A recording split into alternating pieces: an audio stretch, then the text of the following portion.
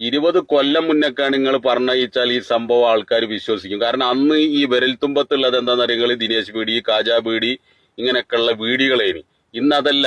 ഇന്ന് എല്ലാരും വിരൽത്തുമ്പിലും വലിയ വലിയ ഫോണാ. പൊന്നാര ഗോവിന്ദ മാഷെ നുണ പറയുമ്പോ ശ്രദ്ധിച്ചിട്ട് പറയും. എന്താ സംഭവിച്ചാൽ ഇത് നമ്മളെ നാടിന് മാനക്കേടാണ്. കേരളത്തിന് പുറത്തുള്ള ആളുകൾ ഇത് കാണുമ്പോ എന്താ വിചാരിക്കാന്നറിയോ? ഒരു ആരോഗ്യ വകുപ്പ് മന്ത്രിനെ പോലും കെയർ ചെയ്യാൻ പറ്റാത്ത പോലീസും ആഭ്യന്തര വകുപ്പാണ് നമ്മളെ കേരളത്തിൽ നിന്ന് ആൾക്കാർ തെറ്റിദ്ധരിക്കൂലേ? അത് നിങ്ങളിത് ശ്രദ്ധിക്കണ്ടേ? ഒരു മന്ത്രിനെ ഉന്തി തള്ളിയിട്ട് കൊല്ലാൻ ശ്രമിച്ച് തല പിടിച്ച് തിരിച്ച് കൈ പിടിച്ച് തിരിച്ച് എന്നൊക്കെയാണല്ലോ ഇപ്പൊ നിങ്ങൾ പറയുന്നത്. ഇതിപ്പോ പുറത്തുള്ള ആളുകൾ കേൾക്കുമ്പോൾ വളരെ മോശമായിട്ടല്ല നമ്മളെ കേരളത്തിന് വിലയിരുത്തുക.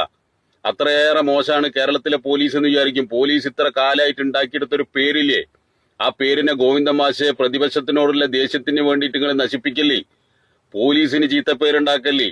പിന്നെ ഒരൊറ്റ കാര്യം, 20 കൊല്ലം മുന്നൊക്കെയാണ് നിങ്ങൾ പറഞ്ഞാൽ ഈ സംഭവം ആൾക്കാർ വിശ്വസിക്കും. കാരണം അന്ന് ഈ വിരൽത്തുമ്പത്തുള്ളത് എന്താണെന്ന് അറിയാം, ദിനേശ് ബീഡി, കാജാ ബീഡി, ഇങ്ങനെയൊക്കെയുള്ള ബീഡികളേനി. ഇന്ന് അതല്ല. ഇന്ന് എല്ലാരും വിരൽത്തുമ്പിലും വലിയ വലിയ ഫോണാ. ഐഫോൺ മുതൽ ആൻഡ്രോയിഡ് എല്ലാ സംഗതികളും ഒന്നിങ്ങനെ നീക്കി നോക്കിയാൽ എല്ലാ സത്യവും എന്താക്കും നമ്മളെ മുന്നിൽ കാണാൻ പറ്റൂ. അങ്ങനെ എല്ലാ സത്യവും ഒന്ന് കണ്ടല്ലോ. പല വീഡിയോകൾ വന്ന് കൈരളി എല്ലാ രൂപത്തിലും അരിച്ചും തരിച്ചും നോക്കിയിട്ട് ഒന്നും കിട്ടിയില്ല. അതേപോലെ റിപ്പോർട്ടർ ചാനൽ പണിയെടുത്ത് നോക്കി, 24 പണിയെടുത്ത് നോക്കി, നിങ്ങളെ PR വർക്കർമാർ കുറെ പണിയെടുത്ത് നോക്കി.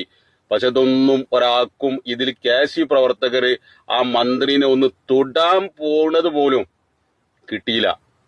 എന്നിട്ട് ഇപ്പൊ നിങ്ങൾ ഉരുണ്ട് മറിഞ്ഞെന്നൊക്കെ പറയും. നിങ്ങൾ ഉരുണ്ട് മറിഞ്ഞ് കളിക്കല്ലേ. കാരണം ഇത് ഞമ്മക്ക് മോശമുണ്ട് കേരളത്തിന്. അതാണ് നിങ്ങൾ പ്രതിപക്ഷത്തെ ആക്ഷേപിച്ചോളി, ഒക്കെ ചെയ്തോളി, അതിലൊന്നും ഇവിടെ പ്രശ്നമില്ല. പക്ഷെ ഇതേമാതിരി നുണകൾ പറയുമ്പോ എന്താ വെച്ചാല് നമ്മളെ കേരളമാണ് മോശമാകണത്. അത് നിങ്ങൾ മനസ്സിലാക്കണം. നമ്മളെ കേരള പോലീസും